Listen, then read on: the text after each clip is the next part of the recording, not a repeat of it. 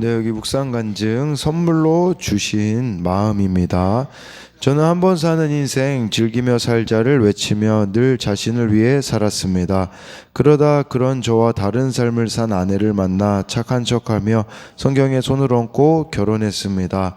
하지만 저는 옛버릇을 버리지 못해 술과 음란, 도박으로 아내를 힘들게 하였습니다.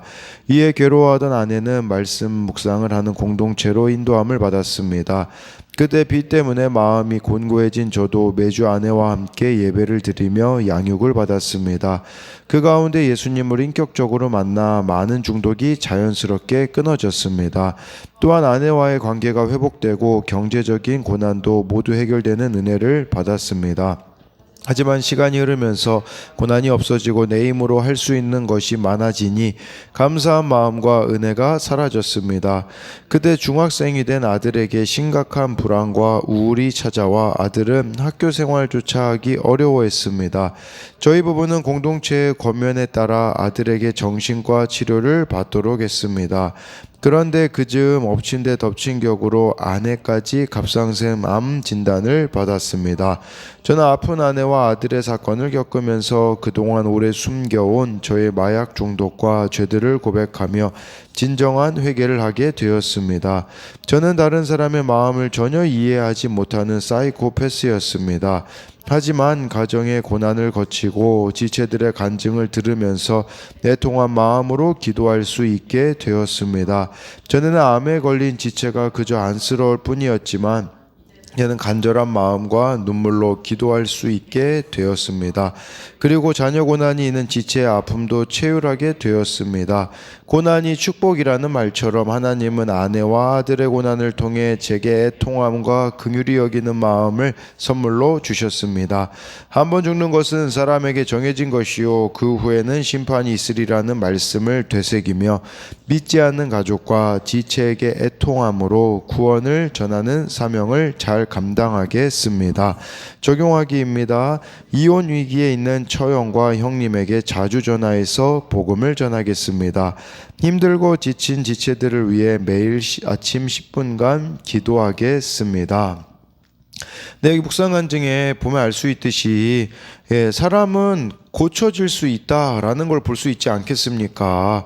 자신이 정말 사람들 마음 전혀 이해하지 못하는 사이코패스였었다라고 하지만 이제 고난을 통해서 이제 지체들의 간증을 들으며 이제 애통한 마음으로 기도할 수 있게 되었다라고 하는데 그게 바로 오늘 말씀에 나오는 23절에 더 좋은 제물로 드리는 삶이 아니겠습니까? 네, 오늘 말씀 제목은 예수님 바라기라고 이렇게 잡은 이유는 28절 때문에 그렇습니다. 자기를 바라는 자들에게 두 번째 나타나시리라 라는 것은 재림을 말하는 거거든요. 저와 여러분들이 예수님의 재림을 기다리는 자들로서 매일매일을 예수님 바라기로 예수님을 바라보면서 살아가야 된다라는 그런 의미가 있습니다. 23절 말씀을 보면요. 그러므로 하늘에 있는 것들의 모형은 이런 것들로서 정결하게 할 필요가 있었으나 하늘에 있는 그것들은 이런 것들보다 더 좋은 제물로 할지니라 라고 해서요. 하늘에 있는 것들의 모형 이건 뭐겠습니까? 이것은요 그 구약에서 정해진 제사를 가리키는 것이다 라고 할 수가 있습니다. 이것은 모형이기 때문에 그렇다면 모형이기 때문에 이제 실체가 드러났으면 더 이상 모형은 따를 필요가 없다라는 것을 말해주는 거죠. 그 실체가 무엇입니까? 바로 예수님의 십자가를 가리키는 겁니다. 하늘에 있는 그것들은 이런 것들보다 더 좋은 제물로 할 거다라는 것은 예수님이 우리의 구원을 위해 더 좋은 제물로 자기 자신을 십자가에 들이셨다라는 것이에요. 우리가 그 십자가의 은혜를 입은 자들이라면 이제 고민을 하셔야 돼요. 무슨 고민을 해야 되냐면 나 또한 어떻게 더 좋은 제물로 하나님께 드려질 수 있을까? 이제 우리가 이것을 고민해 봐야 한다라는 것이겠죠.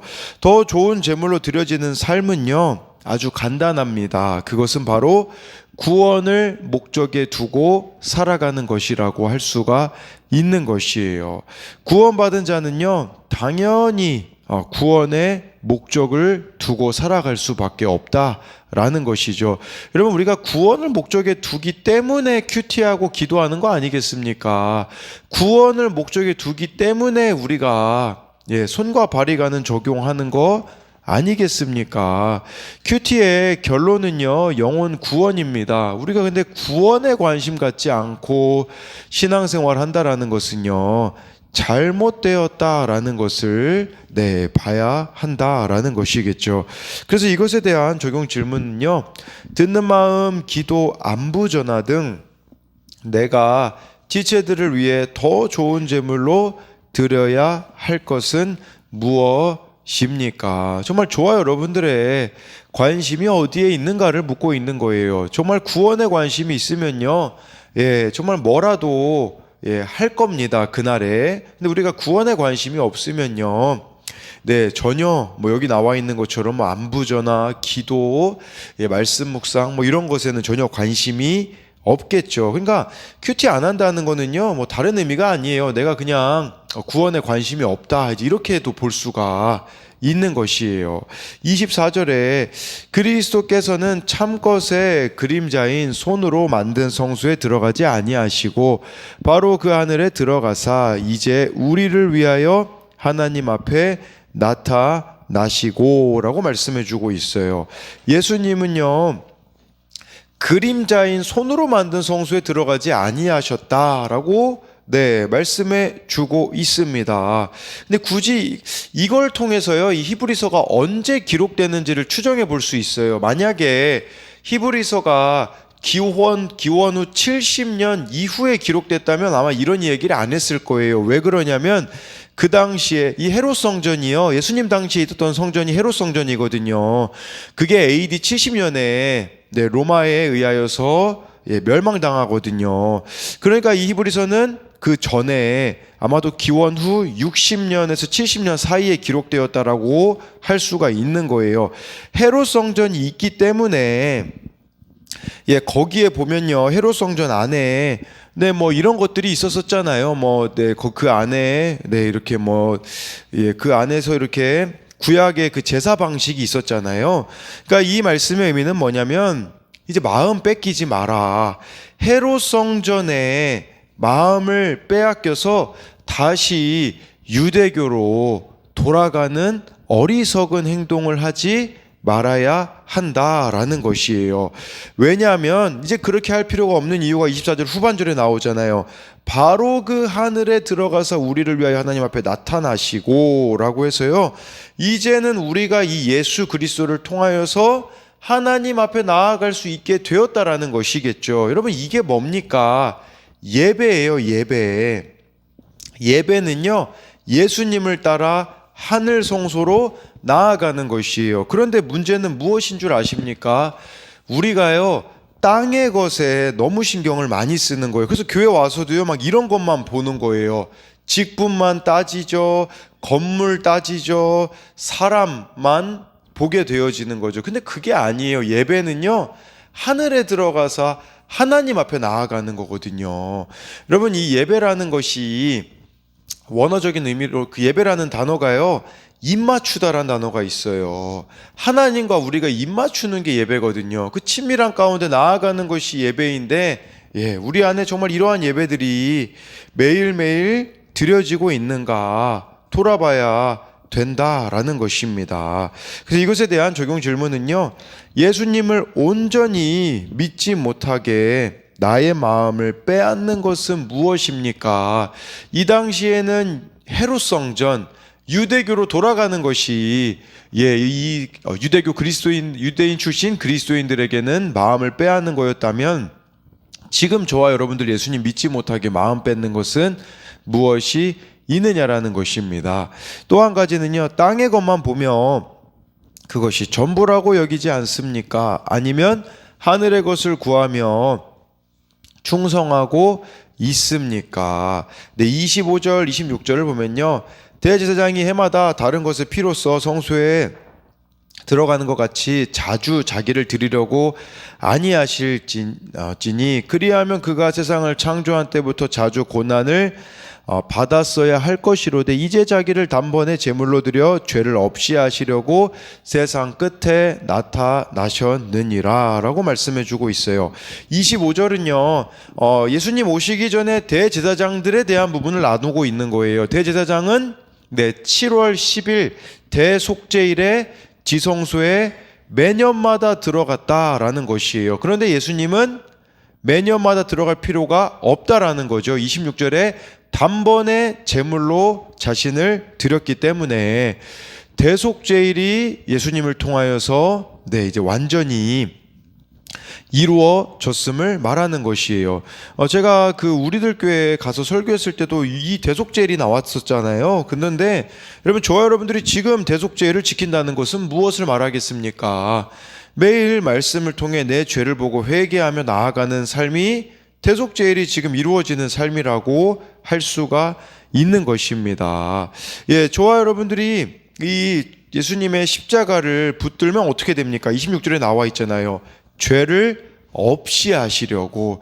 저와 여러분들이요, 십자가를 붙들면요, 죄가 없어지게 되어져요. 죄가 힘을 잃어버리게 되어져요. 옛날에는 그냥 죄의 노예로 끌려다닐 수밖에 없었거든요. 이제는 맞서거나 이길 수 있다라는 것을 말씀해주고 있는 것이에요. 더 이상 이 죄로 인하여 받던 고난이 점점 사라질 것이라는 거예요. 그리고 26절에 세상 끝에 나타나셨느니라. 여기서 세상 끝이라는 것은요, 예수님이 2000년 전에 이 세상에 오신 때를 말하는 것이에요. 여기서 이 세상 끝을 원어로 보면 세대들의 끝이라는 뜻으로, 역사의 끝자락에 하나님은 예수님을 세상에 보내셨다라는 것을 말씀해 주고 있는 것이에요. 그래서 이것에 대한 적용 질문은요, 회피 9단으로 십자가에서 죽지 못해 꼬리표처럼 따라다니는 죄는 무엇입니까? 예수님으로 해결돼야 되는 그 죄의 문제를 해결하지 못해서 우리가 지금 회피하고 있는 것들이 무엇이 있느냐라고 하고 있는 것이에요. 더 이상 회피하지 말고 십자가 방식으로 직면해야 하는 것은 무엇입니까? 예수님을 믿으면서도 여전히 세상에서 이기고 또 이기려고 하지는 않습니까? 아니면 내가 받은 구원이 최고이기에 내 목숨을 내놓고 구원을 위해 기도한 적이 있습니까? 27절, 28절을 보면요, 한 번 죽는 것은 사람에게 정해진 것이요 그 후에는 심판이 있으리니 이와 같이 그리스도도 많은 사람의 죄를 담당하시려고 단번에 들이신 바 되었고 구원에 이르게 하기 위하여 죄와 상관없이 자기를 바라는 자들에게 두 번째 나타나시리라 라고 말씀해 주고 있습니다. 먼저 27절을 보면요, 한 번 죽는 것은 사람에게 정해졌지만 그 후에는 심판이 있다라는 거예요. 저와 여러분들이요, 죽음이 끝이 아닙니다. 천국 아니면 지옥, 이 둘 중에 하나밖에 없다라는 것이에요.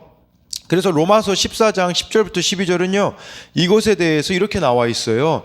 내가 어찌하여 내 형제를 비판하느냐, 어찌하여 내 형제를 업신여기느냐, 우리가 다 하나님의 심판대 앞에 서리라 해서 12절로 넘어가면 이러므로 우리 각 사람이 자기 일을 하나님께 직고하리라. 여러분, 하나님 앞에 서면요, 자기 일을 다 직고할 수밖에 없대요. 그런데 심판대 앞에 서는데 로마서에서요 14장 10절에서 말해주고 있잖아요. 우리가 뭘 주의해야 되냐? 아니, 나중에 심판대 앞에 서는데 형제를 왜 비판하냐, 형제를 왜 업신여기느냐라는 것은 무슨 말일까요? 저와 여러분들이 천국을 믿는다면 사람을요 비판하거나 업신여길 수가 없다라는 이 측면을 보셔야 한다라는 것이에요. 지금 나와 관계가 안 좋은 사람이 있어요. 그런데 그거 안 풀잖아요. 그건 저와 여러분들이 천국을 믿는 게 아니라는 거예요. 진짜 천국을 믿으면 왜 내 형제를 업신여기느냐, 왜 형제를 비판하냐, 나중에 하나님 앞에 서게 될 텐데 라고 바울이 말하고 있다라는 것을 우리가 주목해 봐야 한다라는 것이겠죠. 또 고린도후서 5장 10절에서는 바울은 이렇게 말합니다. 이는 우리가 다 반드시 그리스도의 심판대 앞에 나타나게 되어 각각 선악간에 그 몸으로 행한 것을 따라 받으려 함이라. 바울이요 나중에 심판대 앞에 설 때 선악간에 몸으로 행한 것을 따라 받는데요. 저와 여러분들이요 몸으로 마음대로 죄를 지으면요 나중에 심판대 앞에서 심판을 받을 수밖에 없다라는 것이에요. 회개하지 않는 죄는요 남아있을 수밖에 없는 것입니다. 정말 저와 여러분들이 이렇게 두 가지 갈림길에 있을 거예요. 하나는 그냥 육체의 욕심을 따라 죄악 가운데 내 마음대로 행하는 삶을 살거나, 아니면 예수 그리스도의 보혈의 능력에 힘입어서 하나님을 온전히 섬긴 거룩한 자들이 밝히 드러나게 될 거라는 것이죠. 그렇다면 우리에게 주신 이 몸으로 우리는 뭘 위해서 살기를 원하느냐라는 것을 알아야 한다라는 것이겠죠. 그 삶은 다른 게 아니에요. 28절에 나와 있듯이 구원에 이르게 하기 위하여, 구원을 위하여서 살아가는 삶이 되어져야 한다라는 것입니다.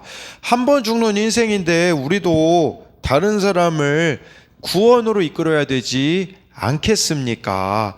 그리고요 28절에 여기 좀 여러분들이 잘못 볼 수 있어요. 죄와 상관없이 자기를 바라는 자들에게 두 번째 나타나시리라. 죄와 상관이 없다고 이게 무슨 말이지 생각이 들거든요. 이건 뭘 말하는 거냐면요, 첫 번째 예수님 이 땅에 오신 걸 초림이라고 하잖아요. 초림은 죄와 상관이 있었어요. 무슨 말이냐, 예수님이 구세주로 오셨던 거거든요. 재림 때는요 죄와 상관이 없대요. 이게 무슨 말이냐면, 여러분 예수님 이 땅에 다시 오면요 끝이라는 말이에요. 그때는 심판주로 오신다라는, 죄와 상관없다라는 말은 그때는 심판주로 오신다라는 것을 알아야 한다라는 것이에요. 그러니 여러분 예수님이 다시 이 땅에 오시면 끝이에요. 근데 왜 이 시간들이 계속해서 지연되고 있을까요? 그 이유는요, 한 사람이라도 더 구원받는 것이 주님의 뜻이기 때문이에요. 이 한 사람이라도 더 구원하시기 위하여서 예수님이 지금 아직도 오지 않고 계시는데, 그렇다면 우리는 예수님을 바라는 자가 된다라는 것은 어떤 것이겠습니까? 정말 내 죄를 보고 애통함으로 내 소원이 구원이 되는 것이라는 것을 기억하셔야 됩니다. 지금 세상이 정말 종말을 향해서 가고 있다라고 하지 않습니까? 그래서 진리가 오히려 이상해지고 있는 이 시대 가운데 저와 여러분들에게 무엇이 필요하겠습니까? 끝까지 예수님을 바라며 말씀과 인내로 견뎌내야 한다라는 것이에요. 세상 사람들은 다 그 길을 간다고 할지라도 저와 여러분들은요 그 길을, 세상 길을 가셔서는 안 된다라는 사실입니다. 그래서 이것에 대한 적용 질문은요, 만약 내일 예수님이 오신다면 오늘 하루를 어떻게 살아가겠습니까? 지금 심판대 앞에 선다고 한다면 마음에 걸리는 해결되지 못한 죄의 문제는 무엇입니까? 오늘이 마지막이라면요, 여러분 무엇을 하겠습니까? 우리가 복음을 전하지 않겠습니까? 근데 왜 그것을 지금 안 하고 있느냐라는 거죠. 또 한 가지는요, 심판대 앞에 설 때 걸리는 것들 있잖아요. 개인적인 죄도 될 수 있고요, 다른 사람들과의 관계 문제도 될 수 있습니다. 이것을 정말 저와 여러분들이 해결함으로써 예수님 바라기의 삶을 살아가기를 소망합니다.